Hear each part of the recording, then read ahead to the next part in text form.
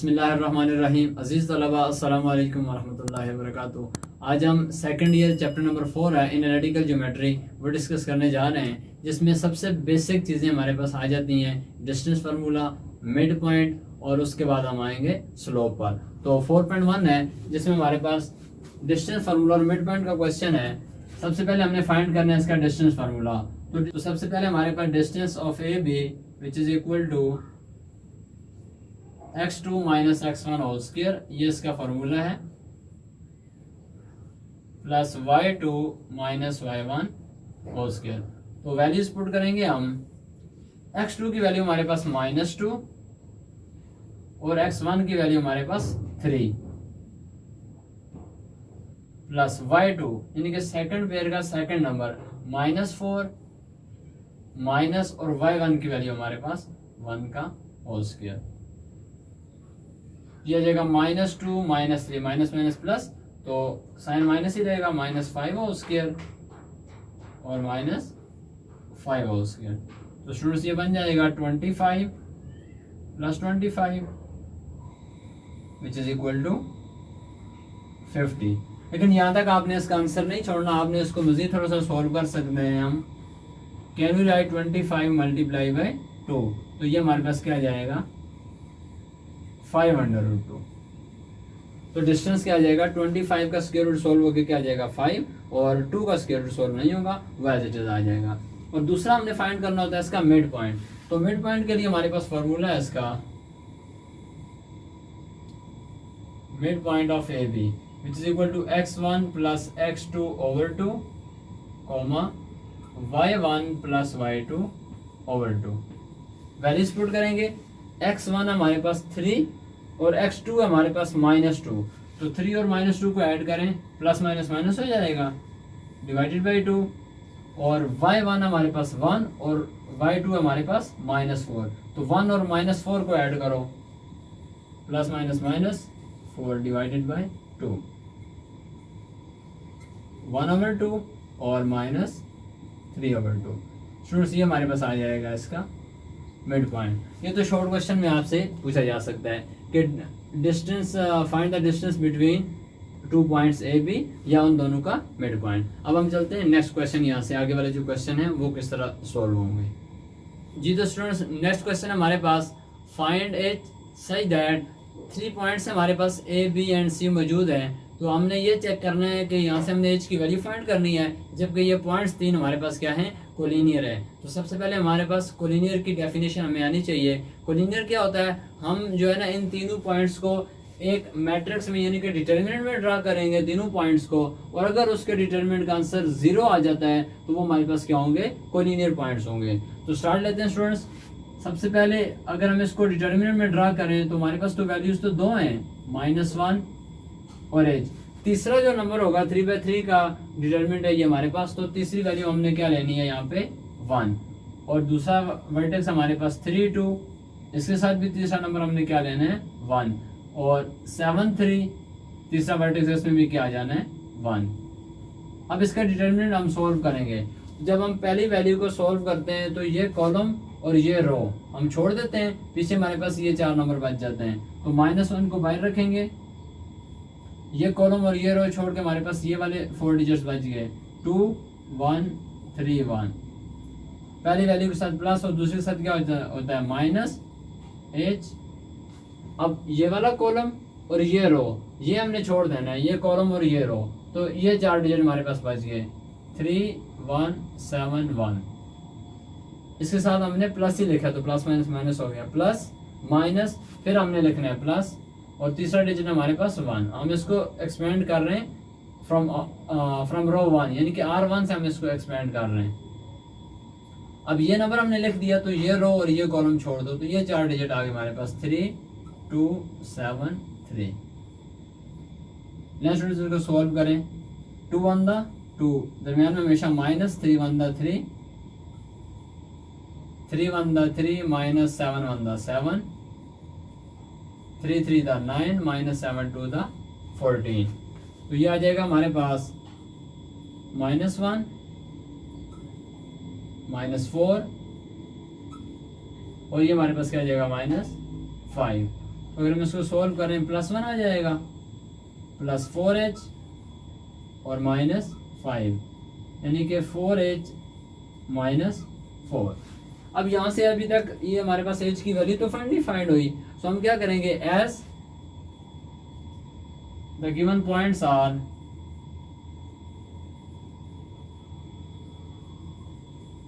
Collinear, के जो given points है वो हमारे पास क्या है, कोलिनियर है। सो इनका डिटर्मिनेंट किसके इक्वल होगा, 0 के इक्वल, यानी कि देयर डिटर्मिनेंट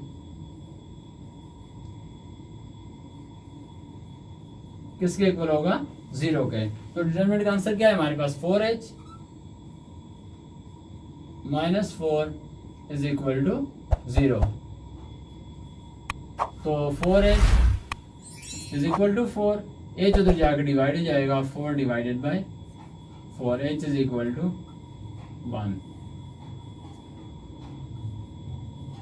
ये रिक्वायर्ड वैल्यू हमारे पास h की इस वैल्यू पे इसका डिटरमिनेंट हमारे पास क्या आएगा, 0। आप चेक भी कर सकते हैं, अगर हम इस h की जगह 1 पुट करें, यानी कि यहाँ पर एंड पे आप देख सकते हैं h की जगह अगर हम 1 पुट करें तो 4 1 4, 4 - 4 इसका आंसर क्या आ जाएगा, 0। तो ये कोलिनियर पॉइंट्स का क्वेश्चन है, इंपॉर्टेंट क्वेश्चन है, शॉर्ट क्वेश्चन में ये बहुत बार आ चुका है, तो इसलिए मैंने आपको ये क्वेश्चन करवाया है, तो इसको आपने इसी तरह देख लेना है। चलते हैं एक और क्वेश्चन की तरफ।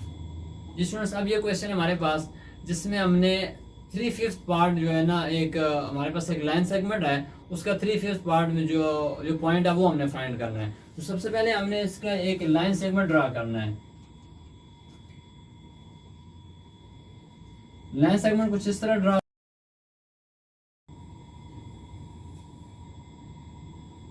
ये हमारे पास एक नंबर है a और ये हमारे पास नंबर है b।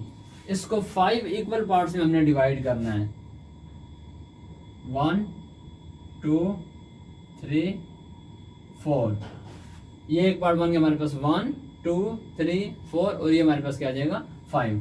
अब हमने इसको 3/5 पार्ट में, यानी कि 3 और 2 हमारे पास इसकी डिवीजन बनेगी, तो एक हमारे पास ये इसका पेयर आ जाएगा और एक पेयर हमारे पास इसका ये आ जाएगा। इसके अलावा हमारे पास कोई पॉसिबिलिटी नहीं है, या हम इसको 3 कर देंगे तो ये 2 कर दें, या ये 2 कर दें और ये 3 कर दें हमारे पास, ठीक है। तो ये हमारे पास इसकी डिवीजन आ जाएगी। अब ये रेशियो इसकी क्या है, 2, और ये मेरे पास रेशियो के आगे इसकी 3 है, और वर्टेक्स है हमारे पास इसके -5 और 8, और बी के वर्टेक्स है 5 3। स्टूडेंट्स, यहाँ पे एक फार्मूला हमारे पास, रेशियो फार्मूला उसे कहते हैं, जो कि हमारे पास इक्वल आ जाता है के मेथड में। ये हमारे पास k1 है और ये हमारे पास k2 है, तो फार्मूला है k2x1 plus k2x2, k2x1 plus k1x2 divided by k1 plus k2, और कोमा में क्या आ जाएगा हमारे पास नेक्स्ट। अब k2y1 plus k1y2 divided by k1 plus k2। ये हमारे पास वैल्यूज हैं, ये हमारे पास रेशियोज है, इसको हमने कहना है k1, और ये हमारे पास क्या आ जाएगा, k2। चलें जी, वैल्यूज पुट करेंगे हम। k2 हमारे पास, ये हमारे पास k2 which is equal to 3, और x1 की वैल्यू हमारे पास -5, और k1 की वैल्यू हमारे पास 2, और x2 की वैल्यू क्या हमारे पास 5, डिवाइडेड बाय 2 प्लस 3। सेम इस तरफ k2 हमारे पास 3, और y1 हमारे पास 8, प्लस k1 हमारे पास 2, और y2 क्या आ गया 3। सॉल्व करेंगे एज इट इज, -15 प्लस 10, और इधर आ जाएगा 8 3 24 प्लस डिवाइडेड बाय 5, तो -5/5 30/5। तो ये वो पॉइंट होगा, इसको कोई भी आप नाम दे सकते हैं, लड़सों में इसको ए बी है, तो ये इसको मैं सी का नाम दे देता हूँ।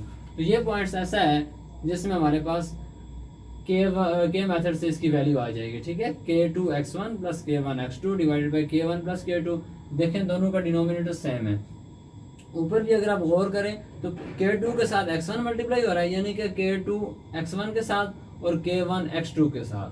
फिर क्या आ जाता है K2 y1 के साथ और K1 y2 के साथ। दोनों का डिनोमिनेटर जो है ना हमारे पास दोनों की रेशियोज का सम आ जाता है, ठीक है। बाकी जस्ट हमने आगे वैल्यूज पुट की हैं। ये क्वेश्चन आपने लाजमी देखना है, इंपॉर्टेंट क्वेश्चन है जी। तो स्टूडेंट्स अब क्वेश्चन है हमारे पास, अब देखिए find the point P on the joint of A14 and B हमारे पास 5 6 is twice as far from A। अब देखें लेट्स सपोज ये हमारे पास एक पॉइंट A है और ये हमारे पास B है, तो इसी की डायरेक्शन में कोई पॉइंट लेट्स सपोज वो हमारे पास पॉइंट P है जो B से A से ट्वाइस है, यानी कि जितना डिस्टेंस A से B है उतना ही डिस्टेंस वहां से आ गया, तो A से ट्वाइस बनेगा और B से आगे तो हमारे पास सिंगल ही बनेगा। तो ये पॉइंट हमारे पास क्या है P। A के तो वर्टेक्स हमारे पास मौजूद है 1 4, B हमारे पास 5 6 और P लेट कर लेते हैं हम x y। हमने फाइंड करना ये पॉइंट P। अब देखें अगर हम A और P पर मिड पॉइंट का फॉर्मूला लगाएं तो ये हमारे पास पॉइंट B यहाँ पर ऑलरेडी जो हमने फाइंड करना है वो तो हमारे पास मौजूद है, लेकिन x y हमारे पास आ जाएगा। तो by mid point formula AP किसके equal x1 plus x2 divided by 2, y1 plus y2 divided by 2। तो देखें AP का जो मिड पॉइंट है वो किसके इक्वल है B, वो तो हमारे पास मौजूद है, क्या आ जाता है 5 6। इस तरफ क्या है 1 प्लस x बाई 2 और 4 प्लस y बाई 2। हम इसको करेंगे बाय कंपेयरिंग। जब हम इसको कंपेयर करेंगे तो 5 आ जाएगा is equal to 1 plus x by 2 और 6 किसके इक्वल आ जाएगा 4 प्लस y बाई 2। तो स्टूडेंट्स अब 2 5 द 10 और 1 इधर आके क्या हो जाएगा माइनस। पहले मैं यूं लिख लेता हूँ 10 is equal to 1 plus x और 2 6 the 12 is equal to 4 plus y। तो फाइनली आंसर हमारे पास क्या आ जाएगा 1 इधर आके माइनस 10 माइनस 1 क्या आ जाएगा 9। x किसके इक्वल आ गया 9 के, और 4 इधर आके माइनस 12 में से तो किसके इक्वल 8। ये वो पॉइंट P होगा जो हमारे पास क्या है 9 8। कंडीशन इसी तरह देख लें on the same side of A as B does. तो A B की जो डायरेक्शन है उसी में जो हमारे पास पॉइंट P है जो A से ट्वाइस डिस्टेंस पर मौजूद है, ठीक है। अब A से P ये ट्वाइस था तो ये इसका मिड पॉइंट था, तो हमने इस पे मिड पॉइंट का फॉर्मूला लगा दिया। लेकिन इसमें क्वेश्चन में इस तरह नहीं होगा। अब इस क्वेश्चन में देखें इसमें है ऑन द अपोजिट साइड। अब लेट्स सपोज ये हमारे पास A था और ये हमारे पास B है AB। अब इसकी साइड तो ये बन रही है लेकिन ये कहां पर है अपोजिट साइड। अब एक के अपोजिट साइड पर है तो 1 और 2, यानी कि ये 2 ट्वाइस है तो ये हमारे पास एक ये आ जाएगा पॉइंट और ये, और यहाँ पर पॉइंट P कोई एक्स वाई है जो यहाँ पर लाई कर रहा है। A और B तो हमारे पास ऑलरेडी मौजूद थे, A 1 4 और B क्या हमारे पास 5 6। अब स्टूडेंट्स देखें अब हम इस पर मिड पॉइंट का फॉर्मूला नहीं लगा सकते, क्यों? क्योंकि A ऐसा पॉइंट है जो A P और B के दरमियान लाई करता ही नहीं है, तो हम यहाँ पर मिड पॉइंट का फॉर्मूला नहीं लगा सकते। तो डेफिनेटली यहाँ पर हम रेशियो का फॉर्मूला लगाएंगे। तो एक ये वैल्यू हमारे पास और एक ये, तो ये रेशियो हमारे पास क्या आएगी 2 और ये क्या आ गई 1। तो अब हम P और B पर रेशियो का फॉर्मूला लगाएंगे और फाइंड क्या होगा हमारे पास पॉइंट A, वो तो ऑलरेडी हमारे पास मौजूद है, लिहाजा हम उसको रखेंगे लेफ्ट साइड पे, देन हम कंपेयर कर लेंगे। तो पॉइंट A जो हमारे पास 1 4 किसके इक्वल आ जाएगा P B के रेशियो के फॉर्मूला के। क्या फॉर्मूला होता है K2x1 plus K1 x2 divided by दोनों रेशियोज को ऐड कर लें K1 प्लस K2 कॉमा फिर y में आ जाती है K2y1 plus K1 y2 divided by K1 plus K2। अब देखें ये पॉइंट फाइंड हो गया जहां पर ये दो एरो कहां पे मिल रहे हैं A पर ना, तो A हमारे पास क्या 1 4, जस्ट हमारे पास क्या आ जाएगा 1 4, ये लेफ्ट साइड पे चलता जाएगा। अब यहाँ पे वैल्यूज पुट करें, K2 की हमारे पास 1, K2 x1 क्या हमारे पास x प्लस K1 क्या हमारे पास 2 और x2 क्या है 5 डिवाइडेड बाई 2 प्लस 1।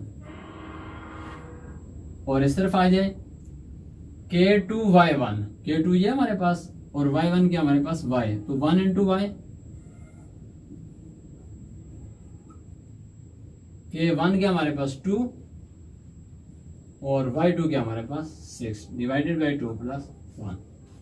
तो स्टूडेंट्स 1 4 वैसे ही आ गया हमारे पास x plus 10 divided by 3 y plus 12 divided by 3। ठीक है, बाय कंपेयरिंग करेंगे।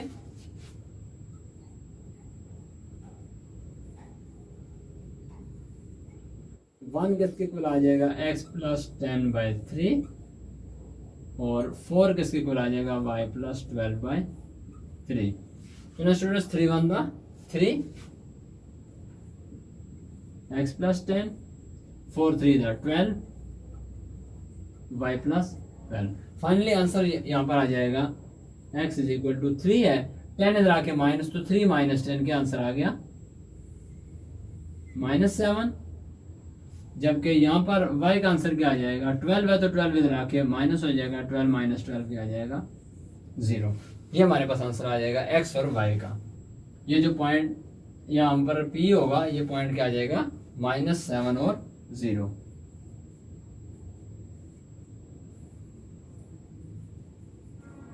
ये देखें, ये हमारे पास आंसर आ जाएगा।